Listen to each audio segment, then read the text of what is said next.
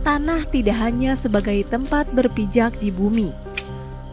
Bagi rakyat, terutama petani, tanah adalah sumber penghidupan yang membuat dapur mengepul, sumber untuk menyekolahkan anak-anaknya, dan masa depan yang bisa diwariskan.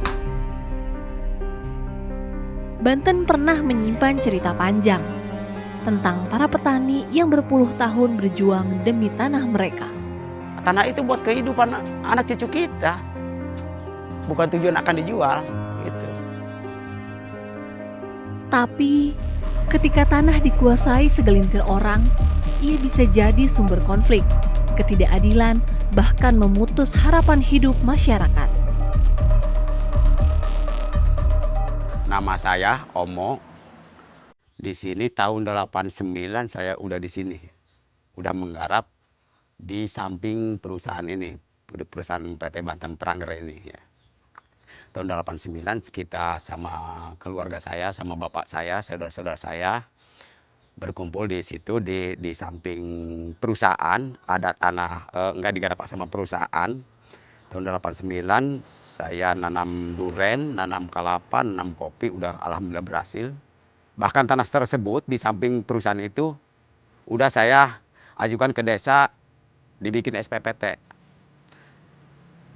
Lalu alhamdulillah direspon oleh kepala desa, tanah tersebut dibikin SPPT, kita sempat bayar pajak 4 tahun. Tiba-tiba duren udah memanenkan, kelapa udah panen, kopi udah panen, tanaman-tanaman kita ya. Tahun 2007 itu datang pihak perusahaan. Seolah-olah tanah ini tanah perusahaan. Dulu kata perusahaan ini tanah cadangan, sekarang akan digarap lagi sama dia. Nah, ini tanaman-tanaman Bapak kata dia harus ditebang, dikupas ya. Alasan dia akan ditanam sawit. Otomatis kita melawan sama pihak perusahaan kan kita seolah-olah walaupun surat secewir SPPT itu kan bagi kita kekuatan waktu dulu itu ya. Kan Pak ini saya udah bayar tiap tahun bayar pajak. Tiap tahun bayar pajak ya ke pihak desa. Kok ini tiba-tiba dirampas lagi oleh perusahaan? Kata perusahaan ini mah dari dulu juga tanah perusahaan gitu ya. Kok kenapa bisa di SPPT-an? Kan kita mengusulkan ke desa. Kata desa ini bukan tanah perusahaan tapi tanah namanya GG desa. Jadi desa juga berwenang kata dia ya. GG desa gitu. Ini mau tidak mau tanaman bapak-bapak kata pihak perusahaannya harus ditebang. Kenapa kita tidak bisa melawan? Saya mengajukan dulu ya ke desa, Kapemda mengajukan, Pak kami tolong tanah tersebut itu karena udah kami bayar pajak. Ya namanya orang Baduy ya, nggak ada yang menolong.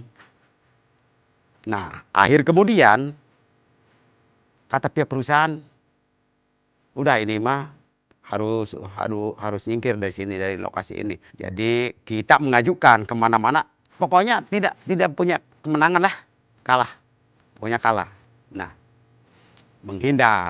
kita menghindar keluar di areal perusahaan ya, keluar desa.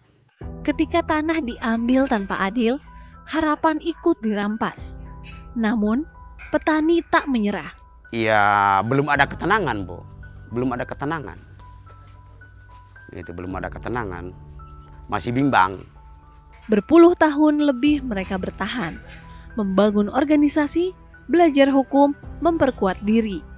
Tapi perjuangan tidak pernah mudah. Ada tekanan, ada air mata, ada ketidakpastian. Pokoknya saya mau nanam apa saja itu jangan kata dia.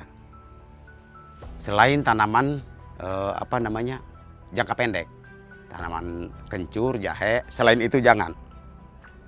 Terus kita maksa kita uji coba melawan perusahaan.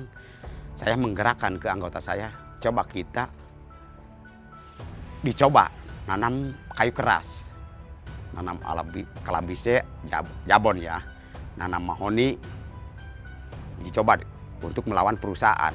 Pihak perusahaan itu sempat ya, pihak perusahaan sempat memanggil saya. Jadi kamu penggerak menanam kayu keras di lahan perusahaan, kata dia. Emang iya Pak?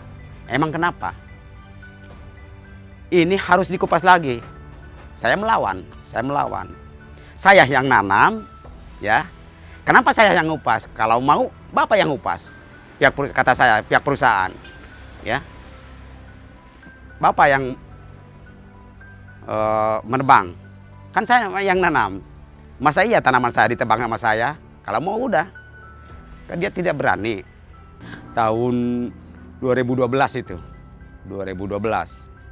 Karena tanah bukan hanya soal kepemilikan tapi kehidupan. Dan dengan reforma agraria, kehidupan itu kembali ke tangan rakyat.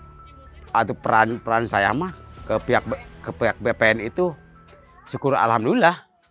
Karena kalau nggak sampai, walaupun petak-petak kita udah real, kalau nggak BPN turun ke lapangan, kayaknya sampai sekarang juga nggak bakalan keluar sertifikat ya. Udah ke lapangan, otomatis kata orang nggak bakalan lama lagi turun sertifikat. Kan pikiran saya juga udah berkembang dengan hati juga. Ya iyalah. Kata orang juga kalau udah turun BPN mah pasti berhasil. Pikiran saya gitu. Makanya ke pihak BPN juga saya bersyukur, terima kasih. Karena yang berwenang mengeluarkan sertifikat itu kan BPN gitu. Atas dukungan BPN, ya, atas perhatiannya kepada petani anggota P2B yang ada di wilayah Gunung Anten di Kabupaten Lebak. Banyak terima kasih dari BPN Kabupaten, BPN Provinsi, dan BPN Pusat.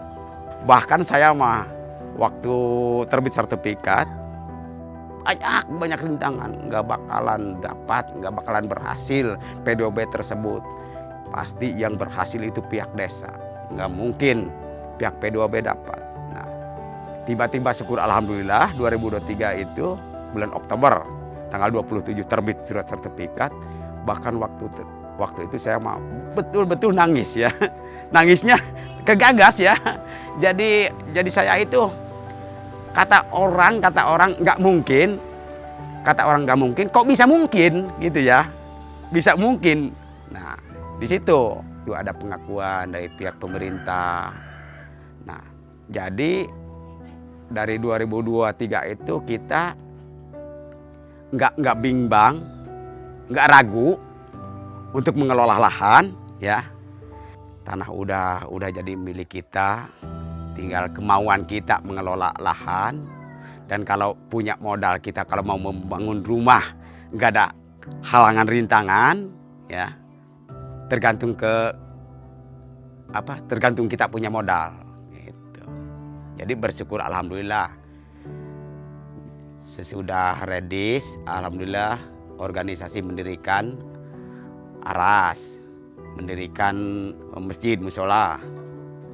Kita berjalan mendirikan tempat pembibitan demplot. Ya.